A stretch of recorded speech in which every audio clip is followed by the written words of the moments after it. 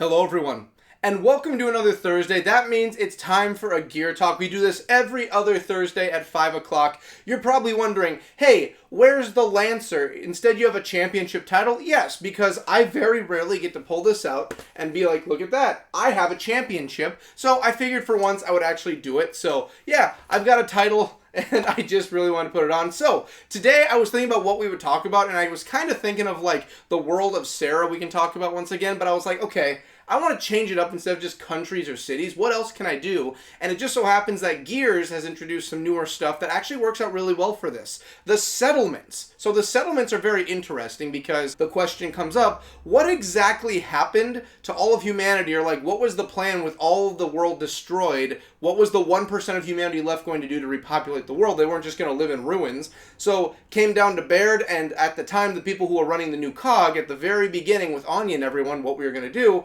they decided build settlements, and slowly as the population started to grow, they would start moving people out to settlements and growing out the areas. Now these weren't cities or towns, they were always known as settlements, and we're just going to dig into them and look through all of them that we have here and talk about basically like not only what a settlement is, but what the current status and what's going on with all the settlements that are out there right now. I decided we're going to put the belt over to the side. I just wanted to bring it out. That's really all I wanted to do. And for anyone wondering and wanting it, yes, we got the Lancer still right here. So let's go over and talk about settlements quick and just what they are in general. So settlements are the cog versions of what the cities or countries are creating to basically make new areas for people to live and prosper and kind of get humanity back to where it needs to be. Because 1% of the entire world's population, they're not just going to do it by spreading out amongst the world anymore. They need to focus on repopulation. That was a very big thing that was focused on. We need to repopulate the world. There is barely anyone left alive. If humanity, just in general, the human species will exist, we have to repopulate. So that was a very big thing, and the settlements are one of those things where once we get enough people, we can start putting people there and getting them bigger. They're all built by DeeBees, and it really just takes less than a month to build an entire settlement. Settlements are the size of cities. They'll plot out where they're going to go, and they're going to get everything there and send out DeeBee forces to kind of just build everything. They're all automated so that it's night and day they're working. It really does take about 2 weeks to a month, and you can build an entire settlement. But they don't really do this a lot because it does take a lot of DeeBees to get the job done. The settlements, like I said, are the size of cities, but they're basically made to house and take care of everybody. It's made to be very labor-esque, like less of that. Like no labor at all is what we're looking at. So labor-esque isn't the right word, but they have it so that the DeeBees, the robots, are doing all of the heavy manual work, like managing the city, like lawn care, things that involve sewage, things that involve everything except basically paying taxes. That's basically what the DeeBees are doing. The idea behind it is because the DeeBees are supposed to get all the hard stuff out of the way so humanity can focus on just living life and kind of just getting the numbers back to where they need. It isn't like every day is spent trying to breed or create humans. They are trying to just live their lives as normal humans. It's just that there's barely anyone alive, and they have been successful in getting the numbers up. It's just that they still need more. We started with 1%. We're trying to get back to the numbers we had, so we're still growing. So we currently only have 6 settlements that we know of. If you count New Ephyra, we technically have 7, but New Ephyra is a little bit different, and we're going to be jumping into that. Let's just start with New Ephyra, work our way down through the other 6, and then we'll just talk about some of the general information at the very end. So, New Ephyra is the capital of all of Tyrus and the cog itself. It is the main capital. During the Locust War, Ephyra was, but then once E-Day happened and they lost Ephyra years later, Jacinto became the new capital. Since everything is kind of done with the Locust War, at that time before the Swarm War, they decided let's bring everything back to how it was. So, the new cog decided that they are going to make New Ephyra the new area that's the capital. It is built next to, and even parts of it are above, Old Ephyra, and they used a lot of Ephyra, the Old Ephyra, to start building New Ephyra. Now, when it comes to the settlements and some of New Ephyra, they did focus on a lot new technology to kind of build and add metals and all of this stuff, like fabricators, for instance, we'll touch on that, to build up these cities and settlements. Like City of Ephyra was built using fabricators and recycled goods. It's just that later on when they got to the other settlements, they decided that they were going to focus on newer technologies. So like the earlier settlements along with New Ephyra are mainly recycled metals and things from other cities and towns, but later on they start getting more advanced. So New Ephyra is mainly recycled, but they still bring it up and it looks like that Ephyran Tyrus style, the style where it's like the really Roman or Romaine style of it all. That's what they kind of stick with. Another important thing to actually talk about with Ephyra, really quick before we go into the other settlements, is that the city itself was made and it was built up in 18 AE. 1 year after the end of the Locust War, they decided to found and create and make New Ephyra. Now, obviously, construction in the rest of the city probably took some time, but right after the war, they did get right to making it. And everything is built up to make sure that New Ephyra is very impenetrable and hard to get into and anything. Like the Jacinto Plateau, when that was around for Jacinto, that was a natural barrier. They're building manual, like man-made barriers here now. So one of the things we have that we see with all the settlements also are the walls. So New Ephyra has walls going around it. They're also right up next to a mountain. So the mountain is a natural cover for one of their sides, and the other 3/4 is done by a giant wall. Now the settlements also have walls, but they also have something called, I had to get the name of it because this is a name that I didn't come across a lot of the times. They are called wind walls. So wind walls go up, and basically when wind flares and everything are coming through the giant storms, the wind walls are activated to kind of go into that area to guard from the storm that's coming through to protect the city. So they have like advanced walls to keep everything safe, and you have that with New Ephyra and also the rest of the settlements too. The first settlement, now that we're done with Ephyra, that we're actually going to touch on out of the 6, we're starting with Settlement 1. So Settlement 1, we don't really know anything about, but yet that's the... Compared to some of these places, we know more than that, and yet we only know one piece of info for it. So with Settlement 1, we know that there is like a life satisfaction rating they have, or like how people are satisfied with the settlements and life they have. And we see in the 4th game, they go over some of it, and they talk about like, okay, what does it look like? Like, what's the life satisfaction? And you see at the bottom of the screen at the very beginning of the game on the news, it goes through and you see that actually life satisfaction has gone down. It's not as good as people originally had it, but you see that it's at 93%. So honestly, the place is still very good. People are just not having their way with it. And we see a lot with that with the next settlement coming up, Settlement 2, on why people kind of have some issues here and there, and it kind of boils down to the cog. Going into Settlement 2, this is the one we know the most about out of all the settlements. Settlement 2 is talked about in the 4th game, the 5th game. It is brought up a lot. We do deal with Settlement 5 in the 4th game too, but we get a lot more with Settlement 2. So with Settlement 2, we see that this is where like the second one came in. We actually get a date for when it was founded. We have 22 AE. So Settlement 1 was probably done right after New Ephyra, and then once they got enough people in there, then they built Settlement 2. Because how the settlements work is that at least how it's gathered is that once you get a settlement built, you try to fill the settlement, and once the settlement hits like maximum capacity, that's when you go out and you build the next settlement. So they're not just building a bunch of settlements and scattering people. They're trying to fill all of them before they start making more. Kind of like make sure that humanity is pretty much well populated before you start building more bigger, emptier areas. So Settlement 2 was the second one they made, and it was very quick. And once they actually made it, they filled it with everybody. It was good times all around. But there's one small issue, and this we're not really going to touch upon, especially like with New Ephyra, we didn't touch a lot on it,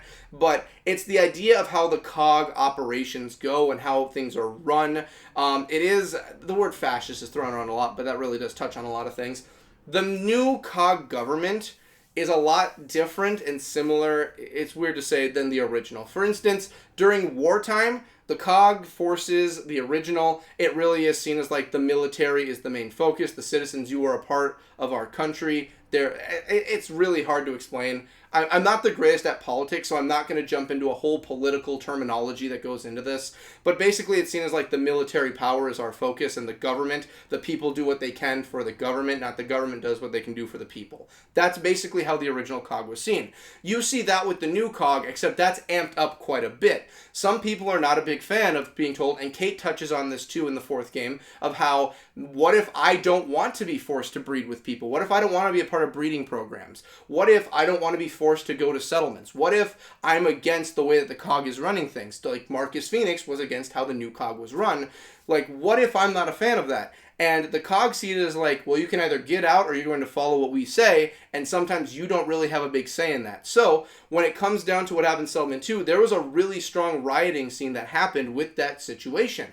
And the problem is that, okay, what's going to calm the people, and it ends up that there wasn't really a dispersing of the crowds. It was really just more of like a big firefight ensued and caused a lot of problems. Now, one more thing we have to bring up, aside from like the riots and the people versus the cog, and again, this is a very bare bones explanation. We're just talking about settlements, but we're at least going to touch on this. We have to talk about the outsiders also. So, the outsiders, along with the cog, along with the citizens, were constantly going against each other in Settlement 2. It was basically a battleground.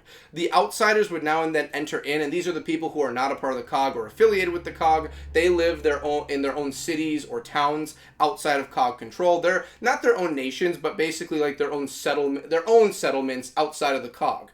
So they would go in and they would try and ravage for supplies. They would try and basically go in and gather things for the outsiders. The cog obviously is not a big fan of that, so they would fight back.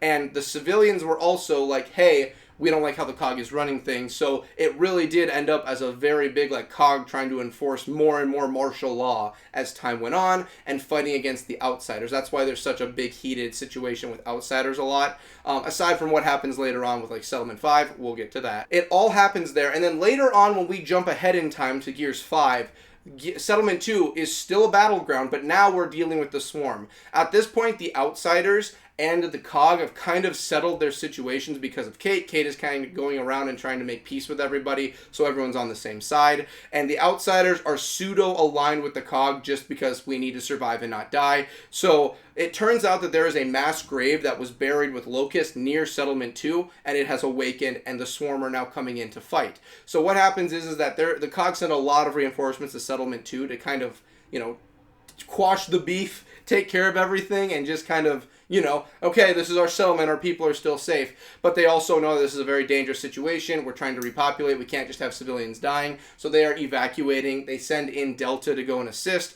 like JD, Kate, Del, Cole is there, Marcus, I believe, is there, and they're trying to hold off the forces while the evacuations are happening. It's a massive firefight. At one point, it looks like the cog is going to prevail, but then the second wave comes in with Swarmax and everything, and it really is foobar, and it's kind of decided, like, we need to get out of here now. While they're trying to figure out a plan and they're all held down, it turns out that the Hammer of Dawn comes to someone's mind, a certain JD, and he gets Bear to fire it off, but the Hammer of Dawns are not well calibrated. They are very badly taken care of, and the one they do have active that they fire off, they have no control over. So it starts eradicating the entire area, enemies, allies. Fucking Lizzie Carmine is dead at this point, and it's just a massive bloodbath. People are incinerated and destroyed. JD does not take it well. It's all sad times. But we do learn later on that with Settlement 2, once the laser finally stopped firing, and it took a while to stop, the cog forces that were left were able to get out. The Swarm actually took over the city. They didn't claim it or anything, but they basically took out any civilians or cogs that were in.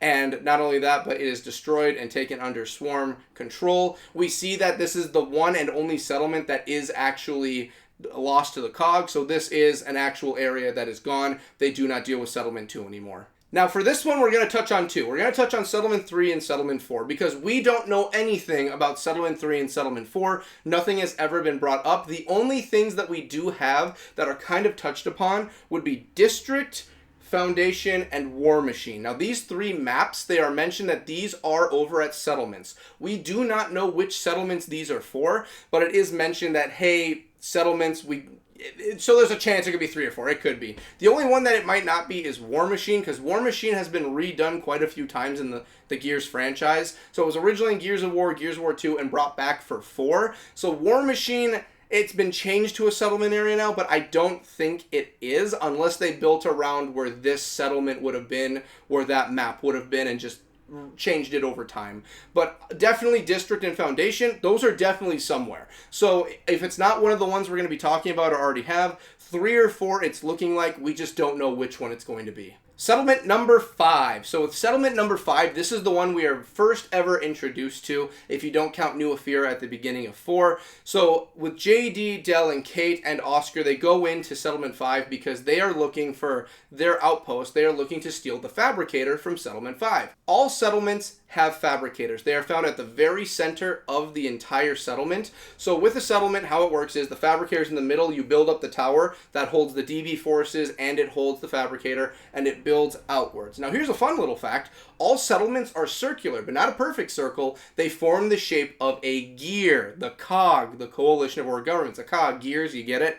They form that as they build outwards. So what they do is, with the fabricator, they build the entire city basically with DeeBee forces and the materials they have and fabricators. Now, the fabricator can basically make anything you really can think of. So they're trying to take the fabricator to bring to the outpost to kind of make a power source. They were going to use the fabricator. So they go to settlement 5 because it's still being built. The foundation date or the forming of this settlement is basically 42-ish AE. I say ish because at the time we see it is still being built, but it looks like it's getting pretty close to being done. So they're working on that one to go and get the fabricator and leave. There is the whole situation of the beginning portion happens there. You see that a lot of these places when it comes to DeeBee transportation are based on like little rail carts that carry them around and place them somewhere. So that's basically how the DeeBees move around the city. So they go there, and the other thing we need to take note of is that it is mentioned how many people they plan on putting here when it's finished. We see the number of 730. So 730 is like the base starting point for a settlement before they start,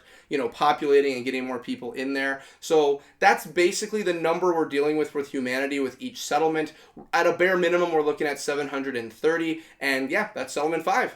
The final settlement, settlement 6, this one is actually not built or even started yet. So the original idea was with 5 being close to completion, they were actually ready to start settlement 6. They were just going to pop right into it. So they already found an area, they mapped it out, and they had the decision to do it. Now the swarm war happens before they can begin, but it is decided by Jin we are still going to be building Settlement 6. The construction is still going to happen because remember, it's all done by DeeBee forces. The DeeBees are the ones that are building this. Humans are not on the line here. So they decide they are going to build Settlement 6. The idea of Settlement 6 for why they are going to build it is because of the fact that the COG forces, all the settlements, they've retreated all the COG forces and civilians to New Ephyra. So New Ephyra is the main HUD for all of humanity. That's where everyone is.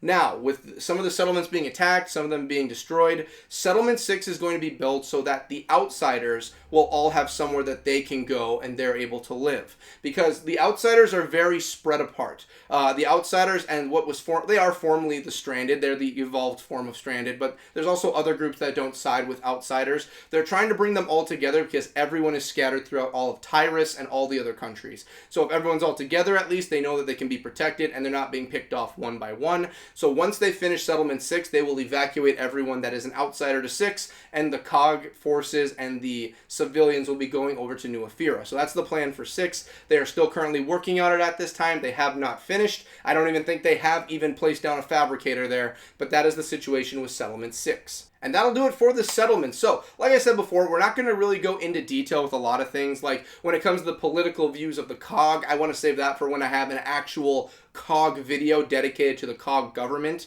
When it comes to the situation that involves, like, the morals and ideas of the COG, that'll probably be there. New Ephyra, I really want to save that for when I do an actual Tyrus or Cities of Tyrus discussion series for the, the world of SERA and everything in it. I feel like I want to talk about Tyrus, but when it comes to Ephyra, Jacinto, I feel those places have to have their own separate discussion series. So that's just something I was kind of looking at. I didn't want to dig into it. I just wanted to focus on settlement. So that's the settlement situation. When it comes down to it, an overall view of what we talked about, settlements, where humans are going to try to repopulate and make the world a better place. The swarm come along, nasty no-no, so everyone runs away. Out of the 6 settlements that are currently out there, only 1 has actually been destroyed, and that is Settlement 2. We don't know anything about 3 or 4, and I have a feeling when E-Day is done, I feel like they're going to be going back to the furthest in the story we have, which is after 5 and Hivebusters. So I feel like we might be getting a look at some of the other settlements, or at least more information. But for now, with E-Day coming out, it's going to be a long time before we touch on anything post 5. So I want to thank everyone for watching. I want to thank everyone for making this possible, and thank the patrons for making this possible. Little thing I just want to mention also, little thing for me I just want to say, my New Year's resolution has always been this year to reach 500 subscribers by the end of the year. And we're actually very, very close to that. We're actually in the 20s for subscribers left, and we're going to be hitting it. So I don't want to be that guy that's like, hey, subscribe to the channel, do this, do this. I never want to be that person. I want people to subscribe because they like the content, not because I asked and I told people and begged for people to do it. But I mean, I'm almost there. If you want to, thank you very much. If not, hey, I get it. I'm excited because I've almost hit it. So it makes me really happy. So I want to thank you all for watching. I love you all to death. I will see you guys in the next one. Later. Oh, by the way, also, we do have a Discord now. It's linked in the description below. Go ahead and have fun with it. Later.